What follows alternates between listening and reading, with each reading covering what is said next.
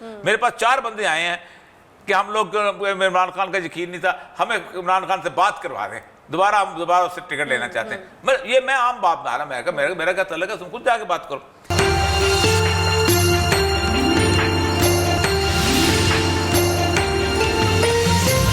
جی تو آریہ صاحب, الزامات کی سیاست کا سلسلہ جو ہے وہ تھمنے میں ہی نہیں آ رہا ہے. بڑے بڑے پول اگر کہیں کھولے جا رہے ہیں تو غلط نہیں ہوگا.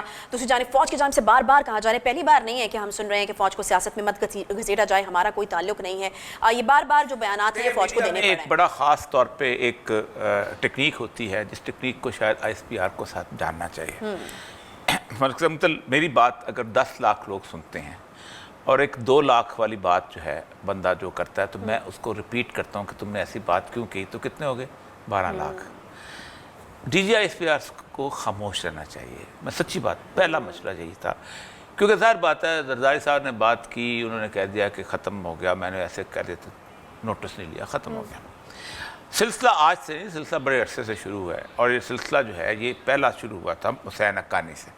اور حسین حقانی صاحب نے جو مشہور میمو گیٹ آیا تھا جس میں اس نے بلنکن کو خط لکھا تھا, اس کو خط لکھا تھا مائک کمولن کو, جو ان کا آرمی چیف تھا, کہ ہم اس چیز, اور وہ ان سائنس خط تھا حالانکہ, لیکن اس پہ ایک بہت ایشو بن گیا تھا کہ اگر آپ ہماری مدد کریں فوج کے خلاف تو ہم ایک بات یہ ہے کہ ہم آپ کو ایک تو ملا عمر کو پکڑ کے دیں گے, ہم اس کو جہاں پر ہوگا ایمن الزواری کے لیے کوشش کریں گے, ہم انڈیا کے ساتھ آپ اپنے تعلقات بہتر بنائیں گے, اور تیسرا اس نے یہ کہا تھا کہ ہم نیوکلیئر جو ہمارا پروگرام ہے اس کی جوائنٹ سپرویژن ایسی دے دیں گے کہ ہم چلا نہیں سکیں گے. اس کے بعد وہ نواز شریف صاحب آئے, اس میں ایک فوج آئی. آپ دیکھیں کرنل کیانی خود اور DG ISI خود پیش ہوا تھا, کہاں, اس کے اندر, سپریم کورٹ کے اندر. یہ کبھی ایسا نہیں ہوا, اور انہوں نے باقاعدہ جا کے ایفیڈیوٹ دیا کہ یہ کام ہوا. پھر وہ مسئلہ حل ہو گیا, زرداری صاحب صدر پاکستان تھے, حسین حقانی سے استعفیٰ لے لیا گیا, اور پھر حسین حقانی صاحب کے بارے میں جو فیصلہ آیا, اس فیصلے کے تحت انہوں نے کہا کہ جب مجھے عدالت بلائے گی میں آ جاؤں گا. نہ اس دن سے عدالت نے بلایا, نہ حسین حقانی صاحب آئے. پھر اس کے بعد اگلا سلسلہ شروع ہوا انہی 4 چیزوں کا, اور وہ تھا نواز شریف صاحب کا. نواز شریف صاحب نے سب سے پہلے عمران خان کے جیتنے کے بعد اس کو سلیکٹڈ کرنا شروع.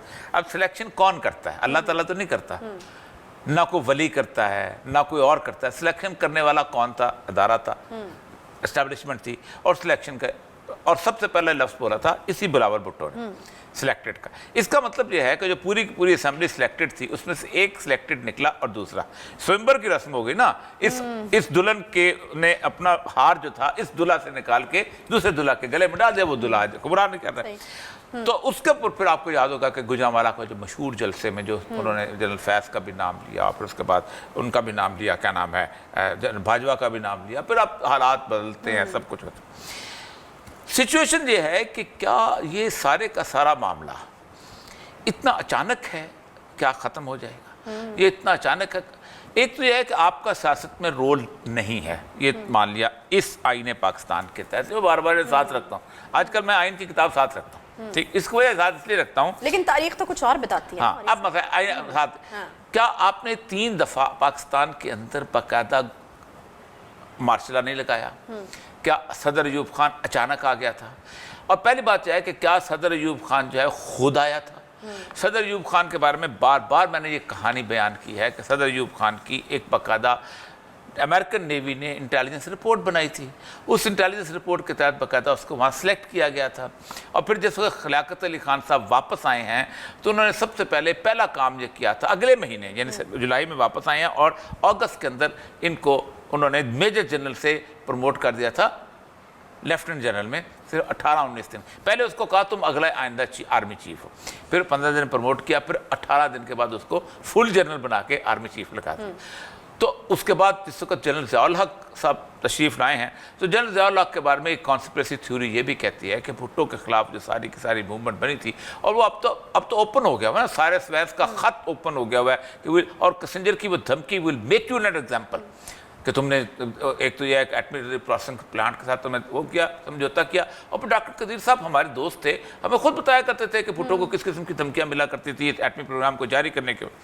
تو ضیاء الحق سب تشریف لے آئے. پھر مشرف کا جو آنا تھا, اس مشرف کے آنے کے اندر پہلی بات ہے کہ مشرف خود آیا, اور اس پہ ایک تو بہت بڑی وٹنس میں آپ کو بتاؤں کہ حامد کرزئی کا بھائی جو تھا وہ ہمارے پاس وہاں پر ڈاکٹر ہوتا تھا, وہ کہتا آئندہ طالبان جانے والے ہیں, اور جیسے طالبان گئے میرا بھائی جو ہے وہ صدر افغانستان ہوگا, اور وہ ہو گیا.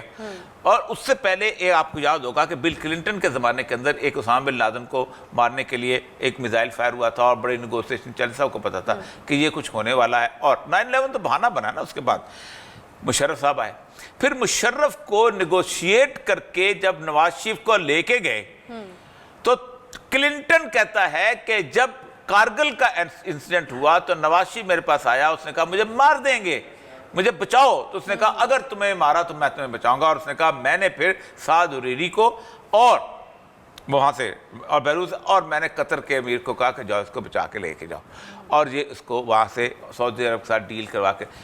تو پہلی بات تو یہ ہے کہ یہ تاریخ ہے, اس تاریخ سے نجات کے طریقہ یہی ہے کہ آپ کم سے کم آئیں.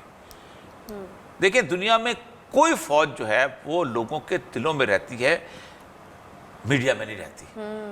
ISPR محبتیں پیدا نہیں کرتا, لوگوں کے دلوں میں محبت. میں آج ہی کالم میں نے لکھا ہے سری لنکا کے اندر جو صورتحال پیش آ رہی ہے, سری لنکا میں فوج کے اوپر اعتماد ہے تو آج فوج نے ٹیک اوور کر لیا. ایک ہی خاندان, پکسا خاندان جو ہے گزشتہ 2005 سے برس اقتدار ہے, اور پکسا خاندان کے ایک بھائی صدر ہے, دوسرا بھائی وزیر اعظم ہے, تیسرا بھائی وزیر خزانہ ہے, چوتھا بھائی اسپیکر آف اسمبلی ہے, میڈیا کے 4 ہاؤسز اس خاندان کے پاس ہیں. اب جب لوگ اٹھے ہیں تو انہوں نے پہلے سرکاری گھر نہیں آگ لگائی, وہاں پہ لگائی, ان کا اپنا گھر آگ لگایا ہے, اور اس کے بیٹے کی گاڑیاں جلا, یہ کر وہ کر, اور پھر اس کے بعد فوج نے ٹیک اوور کر لیا. آپ مجھے بتائیں خدا نخواستہ کل جو ہمارے ہاں اس وقت ڈرفٹ چل رہی ہے, اور یہ اسیسمنٹ ان کو اس وقت ہو جانی چاہیے کہ عمران خان کی معاملے کے اندر سب سے بڑی صورتحال یہ ہے کہ یہی خرابی ہو گئی ہے کہ وہ رفٹ بہت تیز ہو گئی. 2 دفعہ پاکستان بچا ہے. وہ ایکسپیکٹ نہیں کر رہے تھے میں نے اس پہ بتایا بالکل نہیں. میں نے وہ رپورٹیں دیکھی انٹیلیجنس ایجنسیز کی جس میں انہوں نے کہا کہ عمران خان باہر گیا تو اس کو ٹماٹر پڑیں گے, اس کو آلو پڑیں گے, اس کو یہ پڑے گا, اور عمران خان جیسے گیا ہم پارٹی ٹوٹ جائے گی, PTI کو بھی ادھر چلے جائے گی, ادھر چلے جائے گی. ٹھیک ہے, اب وہ PTI والے جو جا رہے ہیں وہ بھی سوچ رہے ہیں کہ کیا کریں ہم. میرے پاس 4 بندے آئے ہیں کہ ہم لوگ عمران خان کا یقین نہیں تھا, ہمیں عمران خان سے بات کروا دیں, ہم دوبارہ اس سے ٹکٹ لینا چاہتے ہیں. یہ میں عام بات نہ رہا, میرا کیا تعلق ہے, تم خود جا کے بات کرو. سچویشن یہ ہے کہ 2 دفعہ ایسا ہوا ہے. بے نظیر بھٹو کا جب قتل ہوا ہے تو اس وقت ہوا یہ تھا کہ 4 دن پاکستان کے اندر کوئی قانون نہیں تھا. 1947 والے واقعات ہوئے تھے اس ملک کے اندر, ریلوے اسٹیشنوں کو آگ لگی, بینک لوٹے گئے, گھر تباہ ہوئے, راہ چلتی عورتیں ریپ ہوئے. ہوا نا. آصف زرداری نے نعرہ لگایا پاکستان کھپے, اس نعرے نے اس کو کمپرمائز مسئلہ کا, لیکن پاکستان کھپے 15 سال پہلے لگا تھا. اس کے بعد اکبر بگٹی کا واقعہ ہوا ہے, اس کے ساتھ ہو چکا تھا 1 سال پہلے, لیکن بلوچ انسرجنسی چلی اور وہ رائپنڈ ہے اس وقت. آپ کے فوج پہ کانوینس پہ حملے ہوتے ہیں, ملک کی سیکورٹی کمپرمائز ہے. اس کے صرف 6 مہینے پہلے جامعہ افسا کا واقعہ ہوا, تحریک طالبان بن چکی تھی. آپ نے وہاں پر آپریشن کیے, وزیرستان میں کیے, آپ کے ساتھ معاملہ کھڑا تھا. اس کے بعد اگلی سوات آپریشن ہو چکا ہے, اس کے بعد APS ہو چکا ہوا ہے. ٹھیک, یہ تو پورا سینیریو. اس وقت سر زیادہ صرف 200-250 بندے مرے ہوں گے دھماکوں میں. اس کے بعد دھماکے شروع ہوئے, 70,000 بندہ مر چکا ہے. 15-16 مسنگ پرسن ہوں گے, آج ہزاروں کے اندر مسنگ پرسن ہیں. آج پاکستان کھپے نہیں لگایا جا سکتا آپ کو چاہے. اس کے باوجود بھی آپ مجھے یہ بتائیں, اگر مشرف کہتا میں الیکشن پوسٹ پون کرتا ہوں, آگ لگ جاتی اس ملک کے اندر. انہوں نے سلیکشن کروائے اور زرداری کو صدر بنایا, آگ ٹھنڈی ہو گئی. بے نظیر کا زمانہ 1988, ضیاء الحق کا پلان کریش ہوا تھا, چیزیں کمال کی تھیں. اسلم بیگ نے وائس ڈیسیژن لیا, اس نے کہا میں نہیں آتا ہوں اس معاملے کے اندر. غلام اسحاق خان سے کہا کہ جاؤ تم الیکشن کرواؤ. الیکشن ہوئے, بے نظیر سنگل میجورٹی پارٹی تھی. آپ کو پتہ ہے پاکستان کے ہر سیاسی جوابدار نصر اللہ پارٹی کے لیڈر نے, اکبر بگٹی تھا, دوسرے جتوئی تھا, انہوں نے کہا دیکھو بات سنو, ملک میں امن چاہتے ہو, سنگل میجورٹی ہے, اس کی اکثریت نہیں تھی اسمبلی میں 88 میں, اس کو حکومت دے دو. بے نظیر کی حکومت دو گے تو ملک میں امن ہو جائے گا. لیکن آئی صاحب اب آئیڈیلی ہونا کیا چاہیے؟ کیا اب ہم اس لیول پہ پہنچ چکے ہیں کوئی اور راستہ نہیں ہے, کوئی اور راستہ نہیں ہے. اب ہو کیا رہا ہے, کل زرداری صاحب نے کیا کیا ہے, اب دو بیانات سنے، پتہ نہیں ان کے پاس ان کا بیان ہے کہ نہیں مریم نواز کا. مریم نواز نے وہاں، مریم نواز تو ایسے ہوتا ہے کہ جیسے اس کی نے لٹیا ڈبو دی، اچانک ہوتا ہے نا کہ کوئی کبا جیسے روٹی چھین کے لے جاتا ہے نا، ویسے اس کے ساتھ ہوا ہے مریم نواز کے ساتھ. اس نے کہا ہے کہ ہم اس کی گندی جو ہے معیشت کا بوجھ نہیں اٹھائیں گے، کوئی نہ اٹھائے. کیوں؟ وجہ یہ ہے کہ الیکشن ہاتھ سے جاتے ہوئے نظر آ رہے ہیں. ٹھیک. دوسرا نون لیگ کہتی ہے کہ اگر ہم نے 6 مہینے اس طرح چلا لیا اور جو صورتحال چل رہی ہے، آج کمپیریزن کر لیں، آج تو اس نے مادر نے نا یہ پورے کا پورا بتا دیا ہے کہ تم جھوٹ بول رہے ہو. یہ ہم نے یوکرین کے ساتھ ہم نے معاہدہ کر لیا تھا، جس کے تحت روس کے ساتھ معاہدہ کر لیا تھا، جس کا ہم نے گیس ملنی تھی، سستی گیس ملنی تھی، اور یہ امریکہ بیچ میں آ گیا، اور ملک کے اندر اب نہ گیس ہے نہ بجلی ہے نہ کچھ. اب تو چیزیں کھل کے آ گئی نا سمجھے. اب صورتحال میں آپ کو ایک بات بتاؤں، اب صورتحال وہی ہے کہ جو بے نظیر والی تھی. اگر معاملہ ہوا اور آپ نے الیکشن کروا کے آپ نے انجینئرنگ کرنے کی کوشش کی، جیسے کل زرداری نے کہا ہے کہ ہم الیکشن ریفارم چاہتے ہیں اور ہم نیب کا خاتمہ چاہتے ہیں، اب یہ دونوں آپ نے کیا تو لوگوں نے کہنا ہے کہ یہ الیکشن دھاندلی والے ہونے والے ہیں. چوں چاں چیں چوں کیے بغیر الیکشن کروا دو، کوئی چیز تبدیل نہ کرو. اگر آپ نے کیا تو کوئی نہیں مانے گا. انجینئرنگ مت کرو. نہیں تو رکاوٹ کی طرف تو نون لیگ بھی جاتی ہے نا الیکشن ہو جائے. کس کی؟ نون لیگ بھی جاتی ہے. نون لیگ برداری نہیں چاہتا، اور بھی کچھ لوگ نہیں چاہتے الیکشن ہونا. مسئلہ یہ ہے کہ اسلم بیگ والا کام کرو اور اس کے زمانے کے مشرف والا کام کرو کہ اس نے بھی الیکشن ڈائریکٹ کیے تھے، اس سے اور ملک بچ گیا. آپ نے کہا کہ نہیں، یہ آج آپ کو کہنا پڑ گیا نا کہ ہر کور کمانڈر پشاور کے بارے میں کیا، کل کسی اور کور کمانڈر میں کوئی بات کرے گا. آپ کے تو فارمیشن کمانڈر بہت زیادہ، کس کو روکیں گے؟ کس کی زبان روکیں گے؟ کل ہم نے عمران خان کی زبان روکی، آج نصیر کی، پرسوں ہم نے نواز شریف کی روکی. الیکشن کراؤ 1 منٹ میں، جس کا زور چلتا ہے الیکشن کرواؤ اور کہو ختم.